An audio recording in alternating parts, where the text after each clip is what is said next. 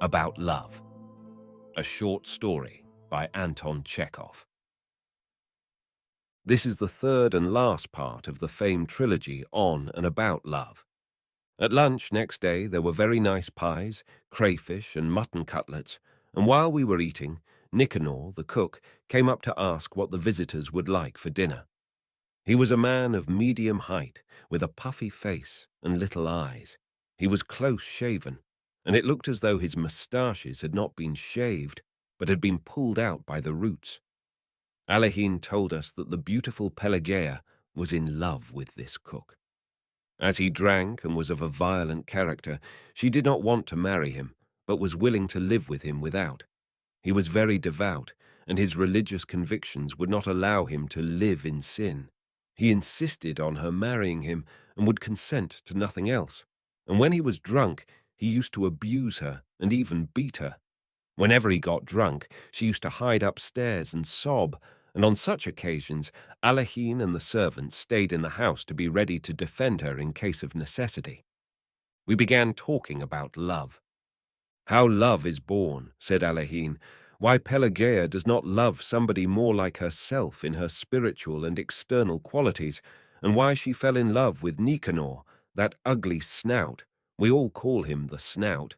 How far questions of personal happiness are of consequence in love, all that is known. One can take what view one likes of it.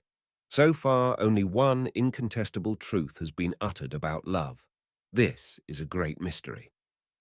Everything else that has been written or said about love is not a conclusion, but only a statement of questions which have remained unanswered.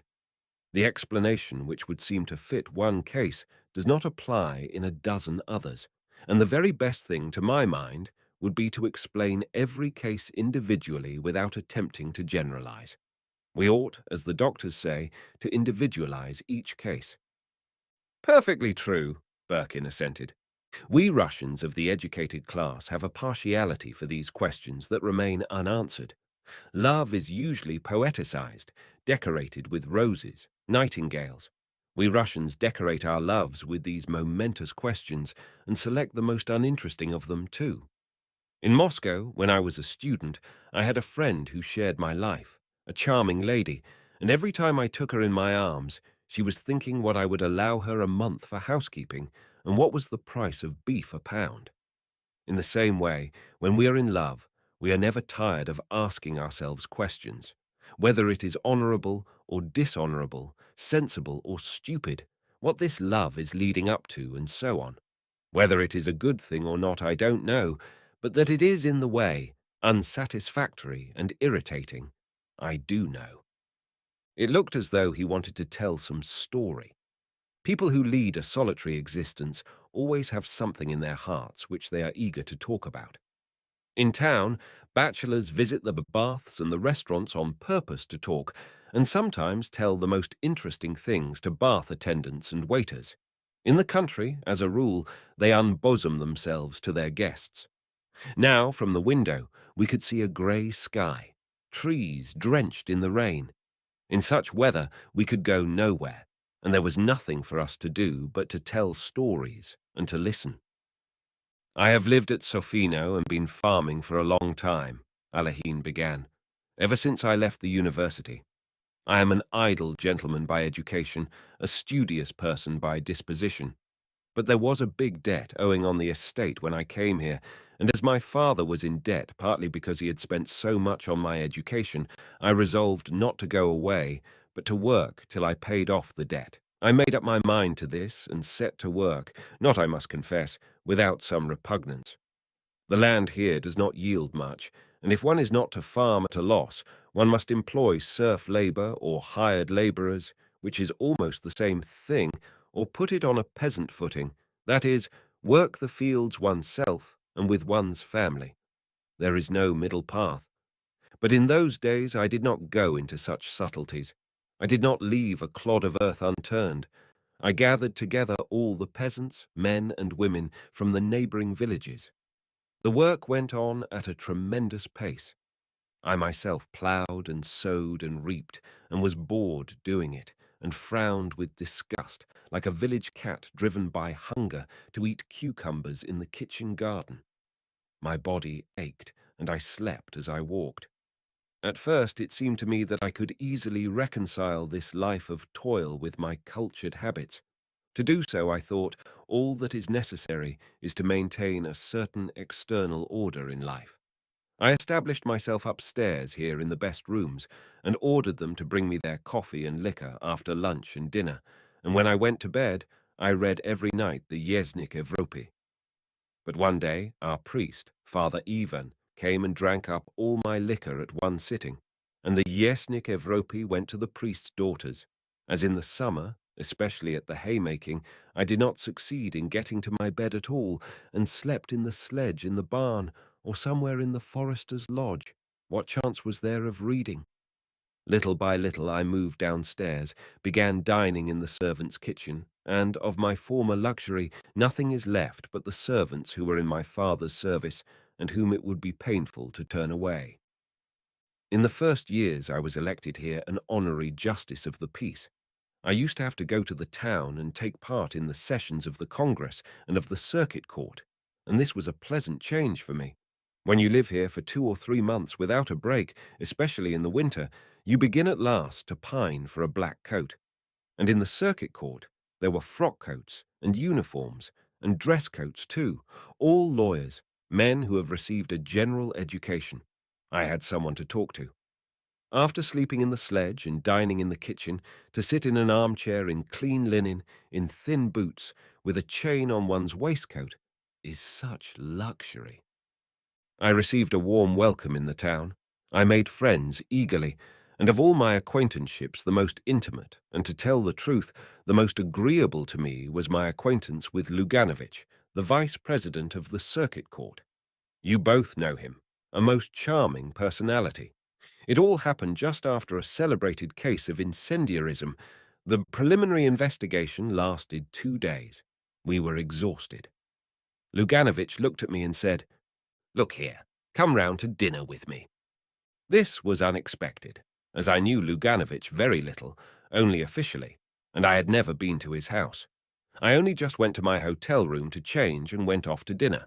And here it was my lot to meet Anna Alexievna, Luganovich's wife. At that time she was still very young, not more than 22, and her first baby had been born just 6 months before. It is all a thing of the past, and now I should find it difficult to define what there was so exceptional in her, what it was in her attracted me so much. At the time, at dinner, it was all perfectly clear to me. I saw a lovely young, good, intelligent, fascinating woman, such as I had never met before, and I felt her at once, someone close and already familiar, as though that face, those cordial, intelligent eyes, I had seen somewhere in my childhood, in the album which lay on my mother's chest of drawers. 4 Jews were charged with being incendiaries, were regarded as a gang of robbers, and to my mind, quite groundlessly. At dinner, I was very much excited. I was uncomfortable, and I don't know what I said, but Anna Alexievna kept shaking her head and saying to her husband, "Dmitri, how is this?" Luganovich is a good-natured man, one of those simple-hearted people who firmly maintain the opinion that once a man is charged before a court, he is guilty, and to express doubt of the correctness of a sentence cannot be done except in legal form on paper, and not at dinner and in private conversation. "You and I did not set fire to the place," he said softly, "and you see we are not condemned and not in prison." And both husband and wife tried to make me eat and drink as much as possible, from some trifling details, from the way they made the coffee together, for instance, and from the way they understood each other at half a word, I could gather that they lived in harmony and comfort, and that they were glad of a visitor. After dinner, they played a duet on the piano, then it got dark, and I went home. That was at the beginning of spring. After that, I spent the whole summer at Sofino without a break, and I had no time to think of the town either, but the memory of the graceful, fair-haired woman remained in my mind all those days. I did not think of her, but it was as though her light shadow were lying on my heart. In the late autumn, there was a theatrical performance for some charitable object in the town. I went into the governor's box. I was invited to go there in the interval. I looked, and there was Anna Alexievna sitting beside the governor's wife, and again the same irresistible, thrilling impression of beauty and sweet, caressing eyes, and again the same feeling of nearness. We sat side by side, then went to the foyer. "You've grown thinner," she said. "Have you been ill?" "Yes, I've had rheumatism in my shoulder, and in rainy weather I can't sleep." "You look dispirited.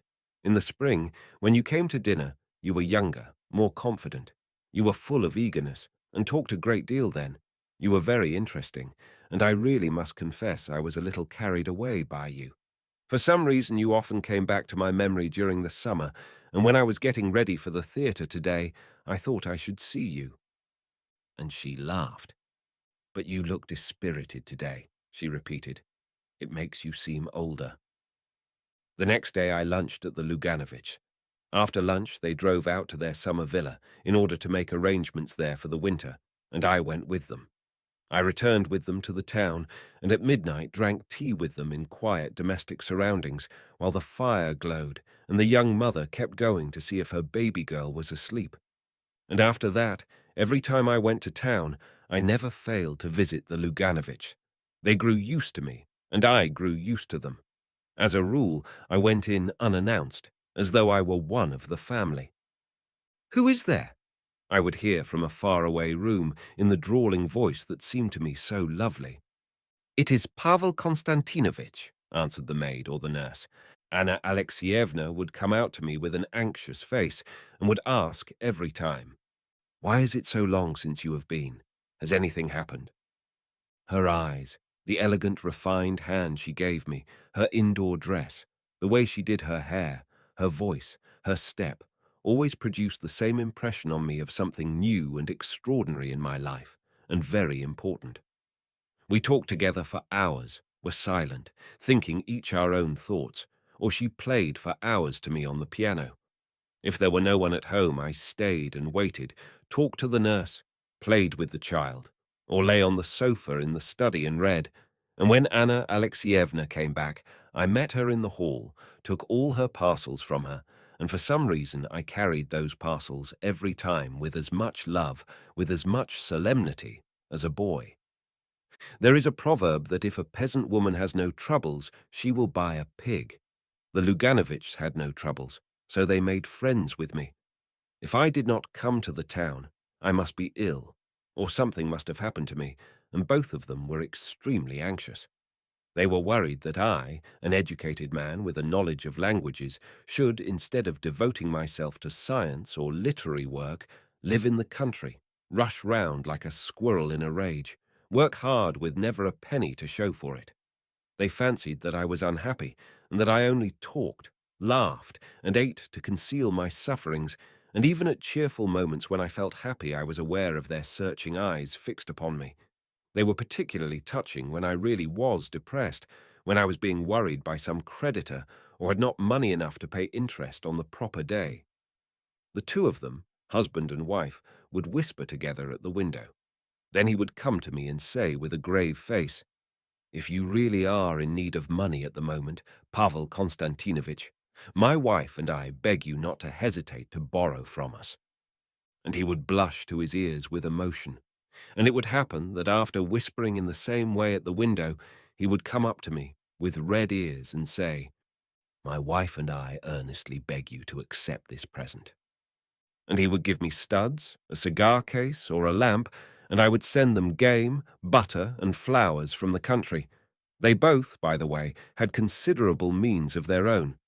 In early days I often borrowed money and was not very particular about it, borrowed wherever I could, but nothing in the world would have induced me to borrow from the Luganovichs.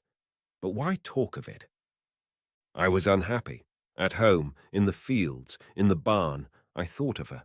I tried to understand the mystery of a beautiful, intelligent young woman's marrying someone so uninteresting, almost an old man, her husband was over 40, and having children by him.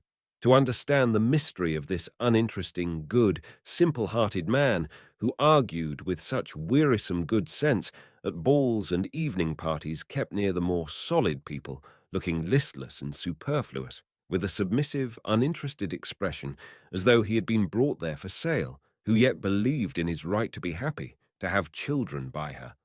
And I kept trying to understand why she had met him first, and not me, and why such a terrible mistake in our lives need have happened. And when I went to the town, I saw every time from her eyes that she was expecting me, and she would confess to me herself that she had had a peculiar feeling all that day, and had guessed that I should come. We talked a long time, and were silent, yet we did not confess our love to each other, but timidly and jealously concealed it. We were afraid of everything that might reveal our secret to ourselves. I loved her tenderly, deeply, but I reflected and kept asking myself what our love could lead to if we had not the strength to fight against it.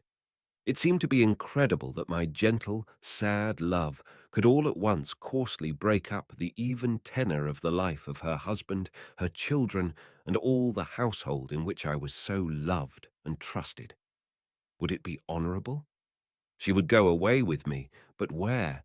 Where could I take her? It would have been a different matter if I had had a beautiful, interesting life, if, for instance, I had been struggling for the emancipation of my country, or had been a celebrated man of science, an artist, or a painter.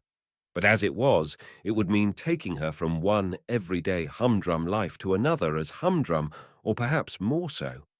And how long would our happiness last? What would happen to her in case I was ill, in case I died, or if we simply grew cold to one another? And she apparently reasoned in the same way. She thought of her husband, her children, and of her mother, who loved the husband like a son. If she abandoned herself to her feelings, she would have to lie, or else to tell the truth, and in her position, either would have been equally terrible and inconvenient. And she was tormented by the question whether her love would bring me happiness. Would she not complicate my life, which, as it was hard enough and full of all sorts of trouble?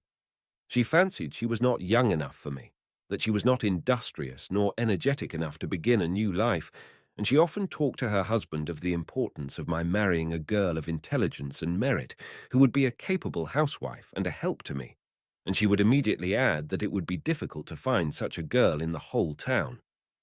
Meanwhile, the years were passing. Anna Alexievna already had 2 children. When I arrived at the Luganoviches, the servants smiled cordially.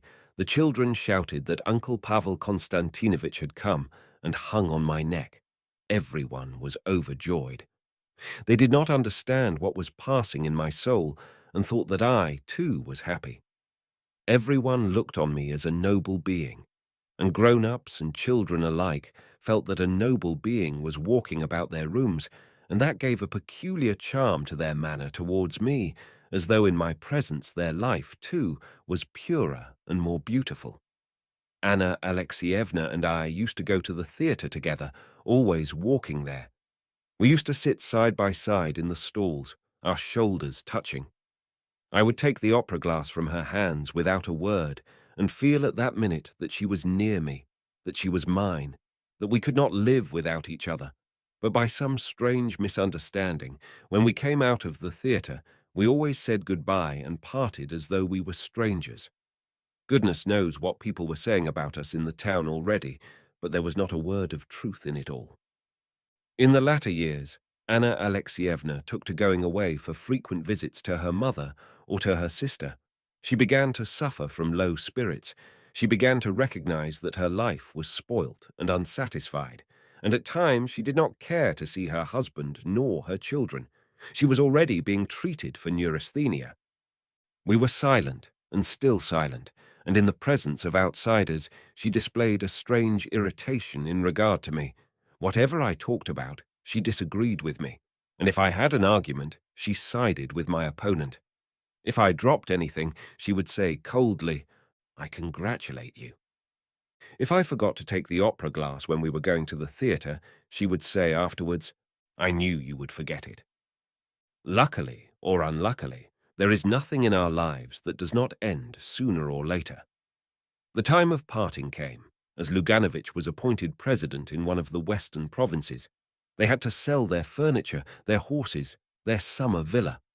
When they drove out to the villa, and afterwards looked back as they were going away to look for the last time at the garden, at the green roof, everyone was sad, and I realized that I had to say goodbye not only to the villa. It was arranged that at the end of August we should see Anna Alexievna off to the Crimea, where the doctors were sending her, and that a little later Luganovich and the children would set off for the western province. We were a great crowd to see Anna Alexievna off. When she had said goodbye to her husband and her children, and there was only a minute left before the third bell, I ran into a compartment to put a basket, which she had almost forgotten, on the rack, and I had to say goodbye. When our eyes met in the compartment, our spiritual fortitude deserted us both. I took her in my arms. She pressed her face to my breast, and tears flowed from her eyes. Kissing her face, her shoulders, her hands wet with tears, oh, how unhappy we were. I confessed my love for her, and with a burning pain in my heart, I realized how unnecessary, how petty, and how deceptive all that had hindered us from loving was. I understood that when you love, you must either, in your reasonings about that love, start from what is highest, from what is more important than happiness or unhappiness, sin or virtue in their accepted meaning, or you must not reason at all. I kissed her for the last time, pressed her hand, and parted forever. The train had already started. I went into the next compartment. It was empty, and until I reached the next station, I sat there crying. Then I walked home to Sofino. While Alehin was telling his story, the rain left off and the sun came out. Birkin and Ivan Ivanovitch went out on the balcony, from which there was a beautiful view over the garden and the mill pond, which was shining now in the sunshine like a mirror. They admired it, and at the same time they were sorry that this man with the kind, clever eyes, who had told them this story with such genuine feeling, should be rushing round and round this huge estate like a squirrel on a wheel, instead of devoting himself to science or something else which would have made his life more pleasant. And they thought what a sorrowful face Anna Alexievna must have had when he said goodbye to her in the railway carriage and kissed her face and shoulders. Both of them had met her in the town, and Birkin knew her and thought her beautiful.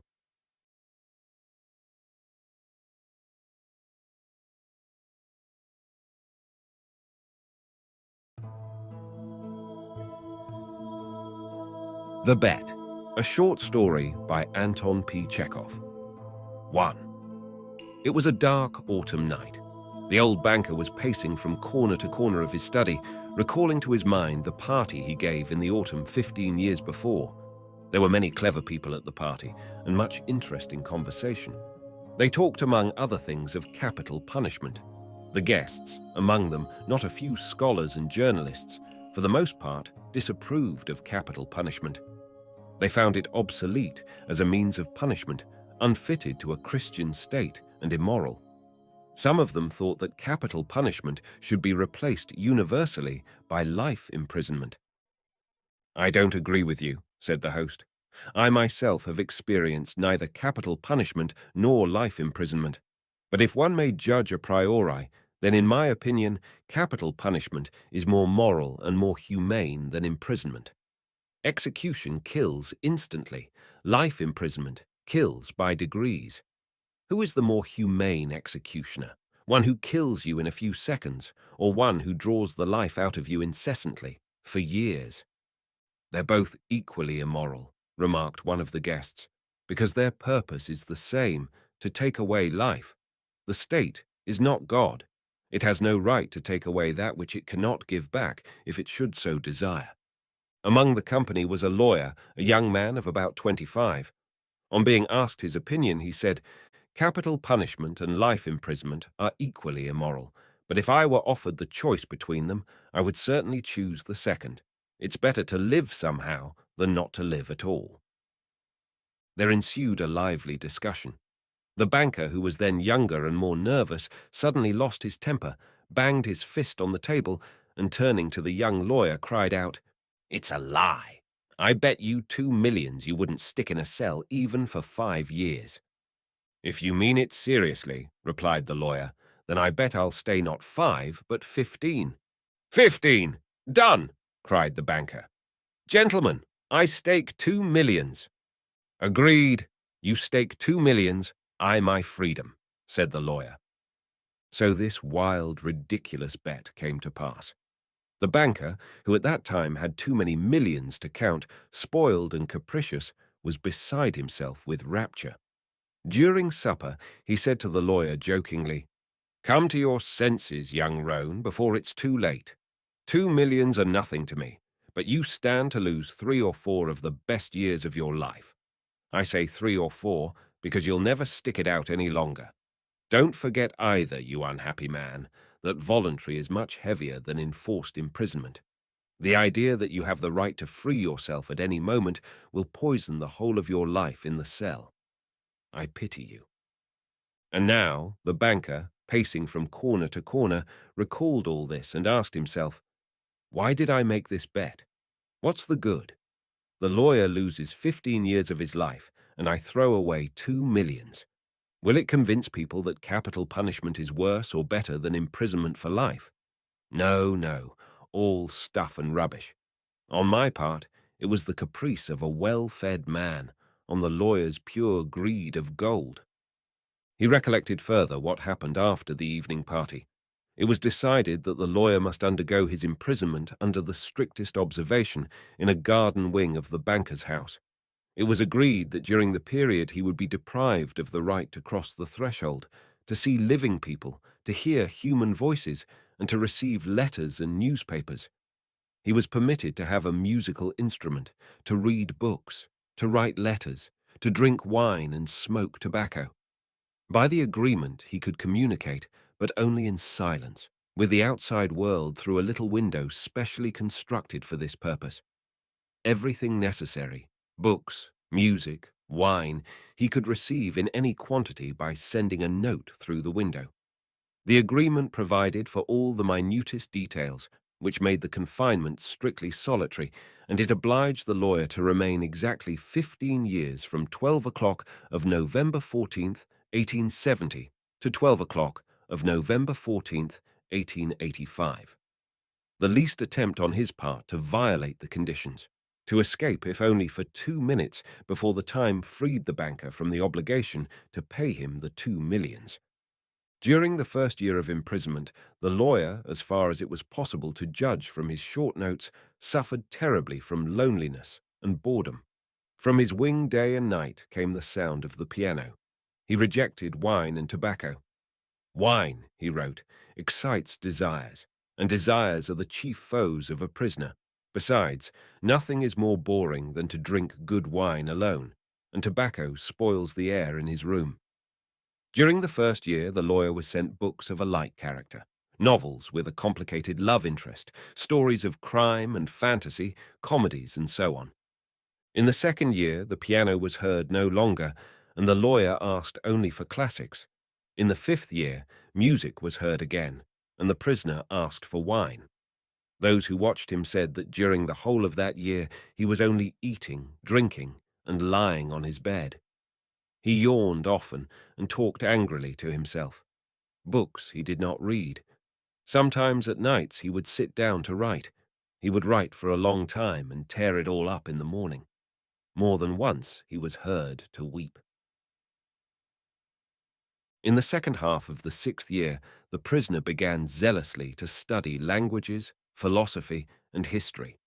He fell on these subjects so hungrily that the banker hardly had time to get books enough for him.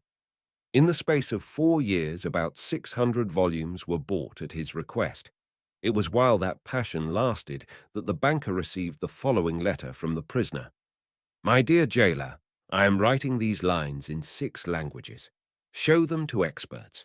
Let them read them. If they do not find one single mistake, I beg you to give orders to have a gun fired off in the garden. By the noise I shall know that my efforts have not been in vain. The geniuses of all ages and countries speak in different languages, but in them all burns the same flame. Oh, if you knew my heavenly happiness now that I can understand them." The prisoner's desire was fulfilled. 2 shots were fired in the garden by the banker's order. Later on, after the 10th year, the lawyer sat immovable before his table and read only the New Testament. The banker found it strange that a man who in 4 years had mastered 600 erudite volumes should have spent nearly a year in reading one book, easy to understand and by no means thick. The New Testament was then replaced by the history of religions and theology. During the last 2 years of his confinement, the prisoner read an extraordinary amount, quite haphazard. Now he would apply himself to the natural sciences, then he would read Byron or Shakespeare. Notes used to come from him in which he asked to be sent at the same time a book on chemistry, a textbook of medicine, a novel, and some treatise on philosophy or theology. He read as though he were swimming in the sea among broken pieces of wreckage, and in his desire to save his life was eagerly grasping one piece after another. 2. The banker recalled all this and thought, tomorrow at 12 o'clock he receives his freedom. Under the agreement, I shall have to pay him 2 millions. If I pay, it's all over with me. I am ruined forever. 15 years before he had too many millions to count, but now he was afraid to ask himself which he had more of, money or debts. Gambling on the stock exchange, risky speculation, and the recklessness of which he could not rid himself even in old age, had gradually brought his business to decay. And the fearless, self-confident, proud man of business had become an ordinary banker, trembling at every rise and fall in the market. That cursed bet, murmured the old man, clutching his head in despair. Why didn't the man die? He's only 40 years old. He will take away my last farthing, marry, enjoy life, gamble on the exchange, and I will look on like an envious beggar and hear the same words from him every day. I'm obliged to you for the happiness of my life. Let me help you. No, it's too much. The only escape from bankruptcy and disgrace is that the man should die. The clock had just struck 3. The banker was listening. In the house, everyone was asleep, and one could hear only the frozen trees whining outside the windows. Trying to make no sound, he took out of his safe the key of the door, which had not been opened for 15 years, put on his overcoat, and went out of the house. The garden was dark and cold. It was raining. A damp, penetrating wind howled in the garden and gave the trees no rest. Though he strained his eyes, the banker could see neither the ground, nor the white statues, nor the garden wing, nor the trees. Approaching the garden wing, he called the watchman twice. There was no answer. Evidently, the watchman had taken shelter from the bad weather and was now asleep somewhere in the kitchen or the greenhouse.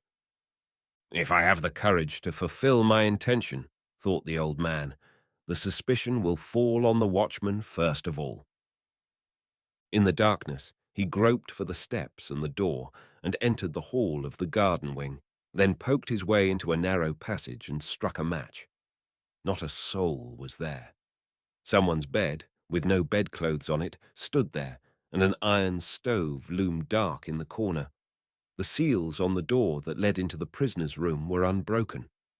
When the match went out, the old man, trembling from agitation, peeped into the little window. In the prisoner's room a candle was burning dimly. The prisoner himself sat by the table. Only his back, the hair on his head and his hands were visible. Open books were strewn about on the table, the 2 chairs, and on the carpet near the table. 5 minutes passed, and the prisoner never once stirred. 15 years' confinement had taught him to sit motionless.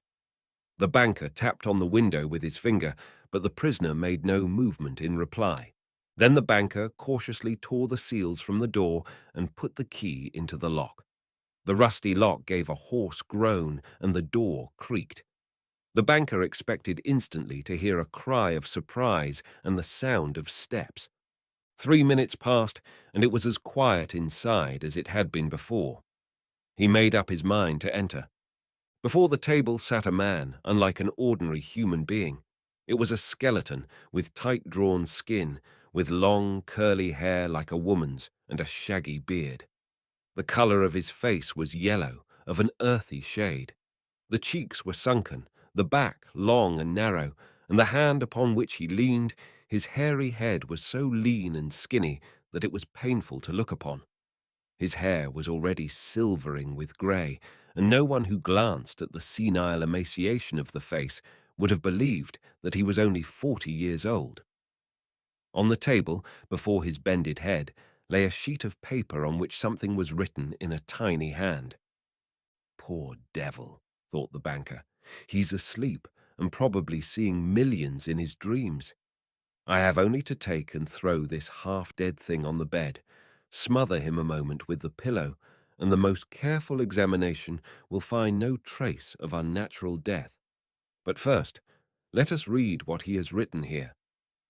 The banker took the sheet from the table and read, "Tomorrow at 12 o'clock midnight, I shall obtain my freedom and the right to mix with people. But before I leave this room and see the sun, I think it necessary to say a few words to you.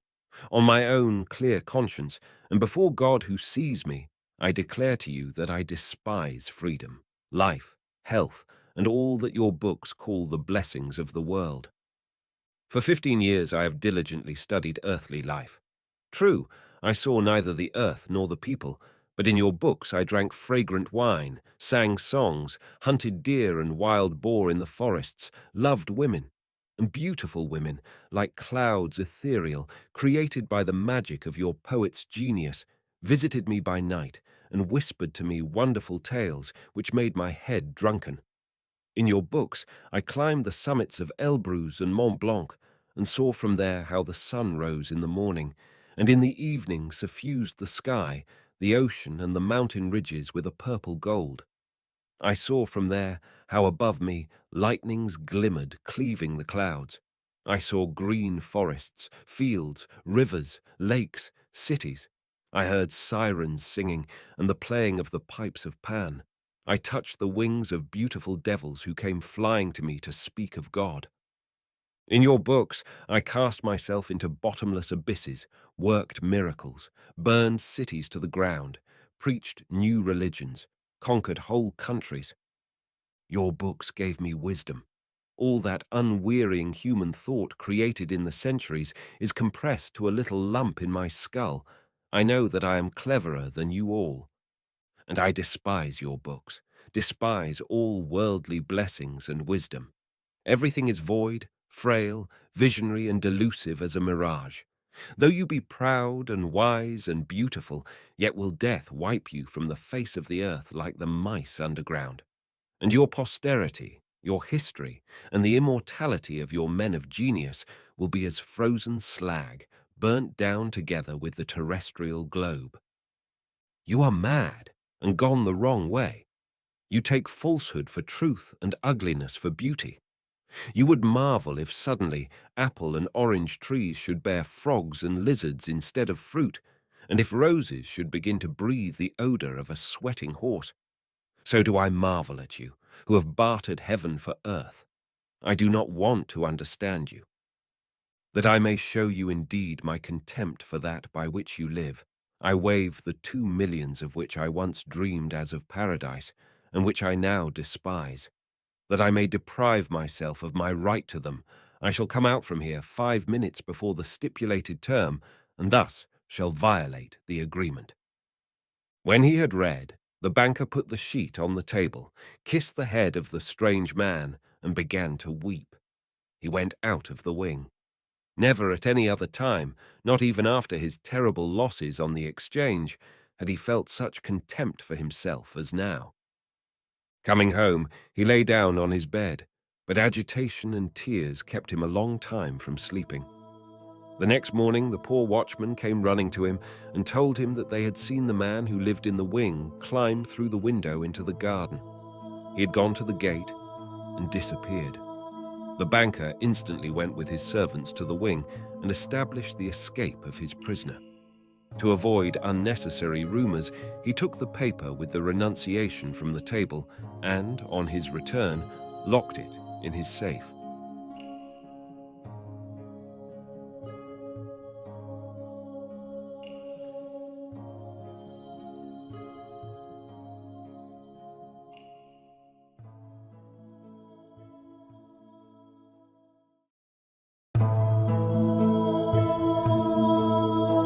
A Troublesome Visitor, a short story by Anton Chekhov. In the low-pitched, crooked little hut of Artyom, the forester, two men were sitting under the big, dark icon.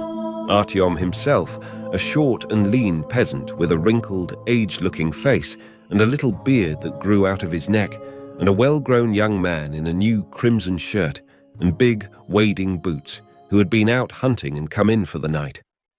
They were sitting on a bench at a little three-legged table on which a tallow candle stuck into a bottle was lazily burning. Outside the window, the darkness of the night was full of the noisy uproar into which nature usually breaks out before a thunderstorm. The wind howled angrily, and the bowed trees moaned miserably. One pane of the window had been pasted up with paper, and leaves torn off by the wind could be heard pattering against the paper. "I tell you what, good Christian," said Artyom in a hoarse little tenor half-whisper, staring with unblinking, scared-looking eyes at the hunter. "I am not afraid of wolves or bears or wild beasts of any sort, but I am afraid of man. You can save yourself from beasts with a gun or some other weapon, but you have no means of saving yourself from a wicked man. To be sure, you can fire at a beast, but if you shoot at a robber, you will have to answer for it. You will go to Siberia. I've been forester, my lad, for 30 years, and I couldn't tell you what I've had to put up with from wicked men. There have been lots and lots of them here. The hut's on a track, it's a cart road, and that brings them, the devils. Every sort of ruffian turns up, and without taking off his cap or making the sign of the cross, bursts straight in upon one with, 'Give us some bread, you old so-and-so.' And where am I to get bread for him? What claim has he? Am I a millionaire to feed every drunkard that passes? They are half-blind with spite. They have no cross on them, the devils. They'll give you a clout on the ear and not think twice about it. Give us bread. Well, one gives it. One is not going to fight with them, the idols. Some of them are 2 yards across the shoulders and a great fist as big as your boot, and you see the sort of figure I am. One of them could smash me with his little finger. Well, one gives him bread and he gobbles it up and stretches out full length across the hut with not a word of thanks. And there are some that ask for money.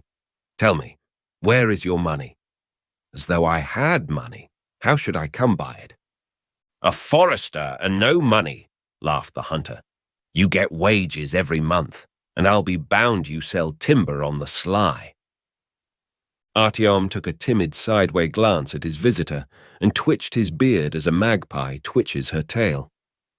You are still young to say a thing like that to me, he said. You will have to answer to God for those words.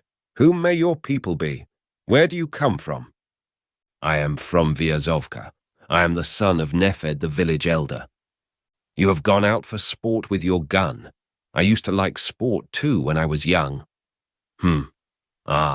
Our sins are grievous, said Artyom with a yawn. It's a sad thing.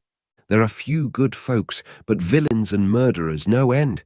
God have mercy upon us. You seem to be frightened of me too. Come, what next?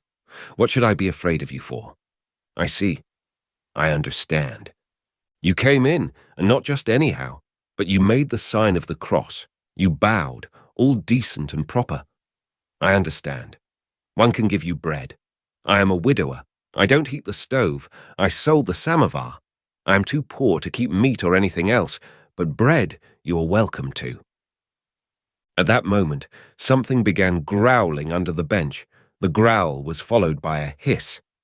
Artyom started, drew up his legs, and looked inquiringly at the hunter. It's my dog worrying your cat, said the hunter. You devils, he shouted under the bench. Lie down. You'll be beaten. I say, your cat's thin, mate. She is nothing but skin and bone. She is old. It is time she was dead. So you say you are from Vyazovka? I see you don't feed her. Though she's a cat, she's a creature. Every breathing thing. You should have pity on her. You are a queer lot in Vyazovka, Artyom went on, as though not listening. The church has been robbed twice in 1 year. To think that there are such wicked men. So they fear neither man nor God. To steal what is the Lord's. Hanging's too good for them. In old days, the governors used to have such rogues flogged. However you punish, whether it is with flogging or anything else, it will be no good. You will not knock the wickedness out of a wicked man. Save and preserve us, Queen of Heaven. The forester sighed abruptly. Save us from all enemies and evildoers. Last week at Volovi Zaimishchi, a mower struck another on the chest with his scythe. He killed him outright. And what was it all about, God bless me? One mower came out of the tavern, drunk. The other met him, drunk too. The young man, who had been listening attentively, suddenly started, and his face grew tense as he listened. "Stay!" he said, interrupting the forester. "I fancy someone is shouting." The hunter and the forester fell to listening with their eyes fixed on the window. Through the noise of the forest, they could hear sounds such as the strained ear can always distinguish in every storm, so that it was difficult to make out whether people were calling for help or whether the wind was wailing in the chimney. But the wind tore at the roof, tapped at the paper on the window, and brought a distinct shout of, "Help!" "Talk of your murderers," said the hunter, turning pale and getting up. "Someone is being robbed." "Lord have mercy on us," whispered the forester, and he too turned pale and got up. The hunter looked aimlessly out of window and walked up and down the hut. "What a night! What a night!" he muttered. "You can't see your hand before your face. The very time for a robbery. Do you hear? There is a shout again." The forester looked at the icon, and from the icon turned his eyes upon the hunter and sank onto the bench, collapsing like a man terrified by sudden bad news. "Good Christian," he said in a tearful voice, "you might go into the passage and bolt the door, and we must put out the light." "What for?" "By ill luck they may find their way here. Oh, our sins! We ought to be going, and you talk of bolting the door. You are a clever one. Are you coming?" The hunter threw his gun over his shoulder and picked up his cap. "Get ready! Take your gun! Hey, Flerka, here!" he called to his dog. "Flerka!" A dog with long, frayed ears, a mongrel between a setter and a house dog, came out from under the bench. He stretched himself by his master's feet and wagged his tail. "Why are you sitting there?" cried the hunter to the forester. "You mean to say you are not going?" "Where?" "To help." "How can I?" said the forester with a wave of his hand, shuddering all over. "I can't bother about it." "Why won't you come?" "After talking of such dreadful things, I won't stir a step into the darkness. Bless them. And what should I go for?" "What are you afraid of? Haven't you got a gun? Let us go, please do. It's scaring to go alone. It will be more cheerful, the two of us. Do you hear? There was a shout again. Get up!" "Whatever do you think of me, lad?" wailed the forester. "Do you think I am such a fool to go straight to my undoing?" "So you are not coming?" The forester did not answer. The dog, probably hearing a human cry, gave a plaintive whine. "Are you coming, I ask you?" cried the hunter, rolling his eyes angrily. "You do keep on, upon my word," said the forester with annoyance. "Go yourself." "Ugh, low cur," growled the hunter, turning towards the door. "Flerka, here." He went out and left the door open. The wind flew into the hut. The flame of the candle flickered uneasily, flared up, and went out. As he bolted the door after the hunter, the forester saw the puddles in the track, the nearest pine trees, and the retreating figure of his guest, lighted up by a flash of lightning. Far away, he heard the rumble of thunder. "Holy, holy, holy," whispered the forester, making haste to thrust the thick bolt into the great iron rings. "What weather the Lord has sent us!" Going back into the room, he felt his way to the stove, lay down, and covered himself from head to foot. Lying under the sheepskin and listening intently, he could no longer hear the human cry, but the peals of thunder kept growing louder and more prolonged. He could hear the big, wind-lashed raindrops pattering angrily on the panes and on the paper of the window. "He's gone on a fool's errand," he thought, picturing the hunter soaked with rain and stumbling over the tree stumps. "I bet his teeth are chattering with terror." Not more than 10 minutes later, there was a sound of footsteps, followed by a loud knock at the door. "Who's there?" cried the forester. "It's I," he heard the young man's voice. "Unfasten the door." The forester clambered down from the stove, felt for the candle, and lighting it, went to the door. The hunter and his dog were drenched to the skin. They had come in for the heaviest of the downpour, and now the water ran from them as from washed clothes before they have been wrung out. "What was it?" asked the forester. "A peasant woman driving in a cart. She had got off the road," answered the young man, struggling with his breathlessness. "She was caught in a thicket." "Ah, the silly thing. She was frightened then. Well, did you put her on the road?" "I don't care to talk to a scoundrel like you." The young man flung his wet cap on the bench and went on. "I know now that you are a scoundrel and the lowest of men, and you a keeper too, getting a salary, you blackguard." The forester slunk with a guilty step to the stove, cleared his throat, and lay down. The young man sat on the bench, thought a little, and lay down on it full length. Not long afterwards he got up, put out the candle, and lay down again.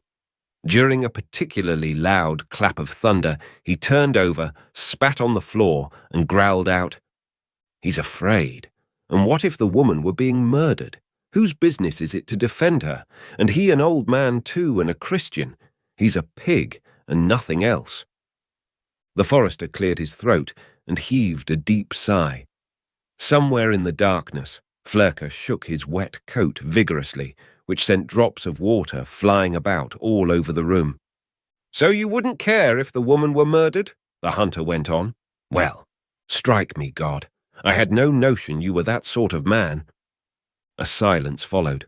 The thunderstorm was by now over, and the thunder came from far away, but it was still raining. "And suppose it hadn't been a woman, but you shouting help," said the hunter, breaking the silence. "How would you feel, you beast, if no one ran to your aid? You have upset me with your meanness. Plague take you." After another long interval, the hunter said, "You must have money to be afraid of people. A man who is poor is not likely to be afraid." "For those words you will answer before God," Artyom said hoarsely from the stove. "I have no money." "I dare say. Scoundrels always have money. Why are you afraid of people, then? So you must have. I'd like to take and rob you for spite, to teach you a lesson." Artyom slipped noiselessly from the stove, lighted a candle, and sat down under the holy image. He was pale and did not take his eyes off the hunter. "Here, I'll rob you," said the hunter, getting up. "What do you think about it? Fellows like you want a lesson. Tell me, where is your money hidden?" Artyom drew his legs up under him and blinked. "What are you wriggling for? Where is your money hidden? Have you lost your tongue, you fool? Why don't you answer?" The young man jumped up and went up to the forester. "He is blinking like an owl. Well, give me your money, or I will shoot you with my gun." "Why do you keep on at me?" squealed the forester, and big tears rolled from his eyes. "What's the reason of it? God sees all. You will have to answer for every word you say to God. You have no right whatever to ask for my money." The young man looked at Artyom's tearful face, frowned, and walked up and down the hut, then angrily clapped his cap on his head and picked up his gun. "Ugh! It makes me sick to look at you," he filtered through his teeth. "I can't bear the sight of you. I won't sleep in your house anyway.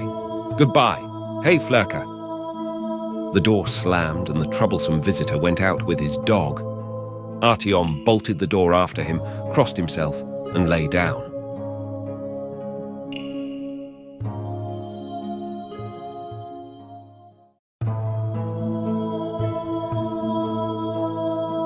The Lottery Ticket, an ironic tale by Anton Chekhov. Ivan Dmitritch, a middle-class man who lived with his family on an income of 1,200 a year and was very well satisfied with his lot, sat down on the sofa after supper and began reading the newspaper. "I forgot to look at the newspaper today," his wife said to him as she cleared the table. "Look and see whether the list of drawings is there." "Yes, it is," said Ivan Dmitritch. "But hasn't your ticket lapsed?" "No, I took the interest on Tuesday. What is the number? Series 9499, number 26. All right. We will look. 9499 and 26.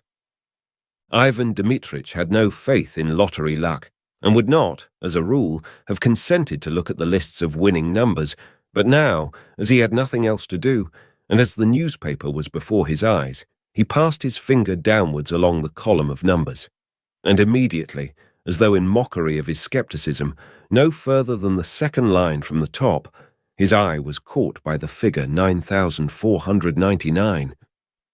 Unable to believe his eyes, he hurriedly dropped the paper on his knees without looking to see the number of the ticket, and, just as though someone had given him a douche of cold water, he felt an agreeable chill in the pit of the stomach, tingling and terrible and sweet. "Masha, 9499 is there," he said in a hollow voice. His wife looked at his astonished and panic-stricken face and realized that he was not joking. 9499, she asked, turning pale and dropping the folded tablecloth on the table. Yes, it really is there. And the number of the ticket. Oh, yes, there's the number of the ticket too. But stay, wait, no, I say. Anyway, the number of our series is there. Anyway, you understand? Looking at his wife, Ivan Dmitrich gave a broad, senseless smile, like a baby when a bright object is shown it. His wife smiled too. It was as pleasant to her as to him that he only mentioned the series and did not try to find out the number of the winning ticket. To torment and tantalize oneself with hopes of possible fortune is so sweet, so thrilling. It is our series, said Ivan Dmitrich after a long silence. So there is a probability that we have won. It's only a probability, but there it is. Well, now look. Wait a little. We have plenty of time to be disappointed. It's on the second line from the top, so the prize is 75,000. That's not money, but power, capital. And in a minute, I shall look at the list, and there, 26. Eh? I say, what if we really have won? The husband and wife began laughing and staring at one another in silence. The possibility of winning bewildered them. They could not have said, could not have dreamed, what they both needed that 75,000 for, what they would buy, where they would go. They thought only of the figures 9,499 and 75,000 and pictured them in their imagination, while somehow they could not think of the happiness itself which was so possible. Ivan Dmitrich, holding the paper in his hand, walked several times from corner to corner, and only when he had recovered from the first impression began dreaming a little. And if we have won, he said, why, it will be a new life. It will be a transformation. The ticket is yours, but if it were mine, I should first of all, of course, spend 25,000 on real property in the shape of an estate, 10,000 on immediate expenses, new furnishing, travelling, paying debts, and so on. The other 40,000 I would put in the bank and get interest on it. Yes, an estate. That would be nice, said his wife, sitting down and dropping her hands in her lap. Somewhere in the Tula or Oriol provinces. In the first place, we shouldn't need a summer villa, and besides, it would always bring in an income. And pictures came crowding on his imagination, each more gracious and poetical than the last. And in all these pictures he saw himself well fed, serene, healthy, felt warm, even hot. Here, after eating a summer soup, cold as ice, he lay on his back on the burning sand close to a stream or in the garden under a lime tree. It is hot. His little boy and girl are crawling about near him, digging in the sand or catching ladybirds in the grass. He dozes sweetly, thinking of nothing, and feeling all over that he need not go to the office today, tomorrow, or the day after. Or, tired of lying still, he goes to the hayfield, or to the forest for mushrooms, or watches the peasants catching fish with a net. When the sun sets, he takes a towel and soap and saunters to the bathing shed, where he undresses at his leisure, slowly rubs his bare chest with his hands, and goes into the water. And in the water, near the opaque soapy circles, little fish flit to and fro, and green water weeds nod their heads. After bathing, there is tea with cream and milk rolls. In the evening, a walk or vint with the neighbours. Yes, it would be nice to buy an estate, said his wife, also dreaming, and from her face it was evident that she was enchanted by her thoughts. Even Dmitrich pictured to himself autumn with its rains, its cold evenings, and its St. Martin's summer. At that season, he would have to take longer walks about the garden and beside the river, so as to get thoroughly chilled, and then drink a big glass of vodka, and eat a salted mushroom or a soused cucumber, and then drink another. The children would come running from the kitchen garden, bringing a carrot and a radish smelling of fresh earth. And then he would lie stretched full length on the sofa, and in leisurely fashion turn over the pages of some illustrated magazine, or covering his face with it and unbuttoning his waistcoat, give himself up to slumber. The St. Martin's summer is followed by cloudy, gloomy weather. It rains day and night, the bare trees weep, the wind is damp and cold. The dogs, the horses, the fowls, all are wet, depressed, downcast. There is nowhere to walk. One can't go out for days together. One has to pace up and down the room, looking despondently at the grey window. It is dreary. Even Dmitrich stopped and looked at his wife. I should go abroad, you know, Masha, he said, and he began thinking how nice it would be in late autumn to go abroad somewhere to the south of France, to Italy, to India. I should certainly go abroad too, his wife said, but look at the number of the ticket. Wait, wait! He walked about the room and went on thinking. It occurred to him, what if his wife really did go abroad? It is pleasant to travel alone, or in the society of light, careless women who live in the present, and not such as think and talk all the journey about nothing but their children, sigh and tremble with dismay over every farthing. Even Dmitrich imagined his wife in the train with a multitude of parcels, baskets and bags. She would be sighing over something, complaining that the train made her headache, that she had spent so much money. At the stations, he would continually be having to run for boiling water, bread, and butter. She wouldn't have dinner because of its being too dear. She would begrudge me every farthing, he thought, with a glance at his wife. The lottery ticket is hers, not mine. Besides, what is the use of her going abroad? What does she want there? She would shut herself up in the hotel and not let me out of her sight. I know. And for the first time in his life, his mind dwelt on the fact that his wife had grown elderly and plain, and that she was saturated through and through with the smell of cooking, while he was still young, fresh and healthy, and might well have got married again. Of course, all that is silly nonsense, he thought. But why should she go abroad? What would she make of it? And yet she would go, of course. I can fancy. In reality, it is all one to her, whether it is Naples or Klin. She would only be in my way. I should be dependent upon her. I can fancy how, like a regular woman, she will lock the money up as soon as she gets it. She will hide it from me. She will look after her relations and grudge me every farthing. Even Dmitrich thought of her relations. All those wretched brothers and sisters and aunts and uncles would come crawling about as soon as they heard of the winning ticket, would begin whining like beggars and fawning upon them with oily, hypocritical smiles. Wretched, detestable people. If they were given anything, they would ask for more, while if they were refused, they would swear at them, slander them, and wish them every kind of misfortune. Ivan Dmitrich remembered his own relations, and their faces, at which he had looked impartially in the past, struck him now as repulsive and hateful. They are such reptiles, he thought. And his wife's face, too, struck him as repulsive and hateful. Anger surged up in his heart against her, and he thought malignantly, she knows nothing about money, and so she is stingy. If she won it, she would give me 100 rubles, and put the rest away under lock and key. And he looked at his wife, not with a smile now, but with hatred. She glanced at him too, and also with hatred and anger. She had her own daydreams, her own plans, her own reflections. She understood perfectly well what her husband's dreams were. She knew who would be the first to try and grab her winnings. "It's very nice making daydreams at other people's expense," is what her eyes expressed. "No, don't you dare." Her husband understood her look.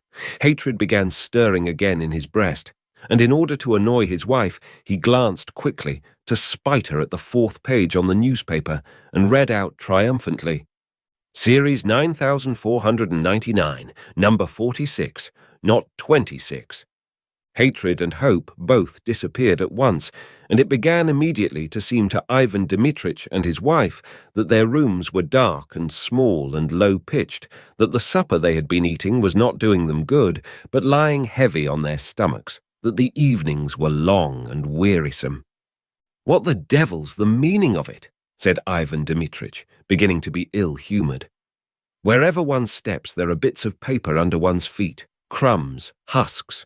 The rooms are never swept. One is simply forced to go out. Damnation take my soul entirely. I shall go and hang myself on the first aspen tree."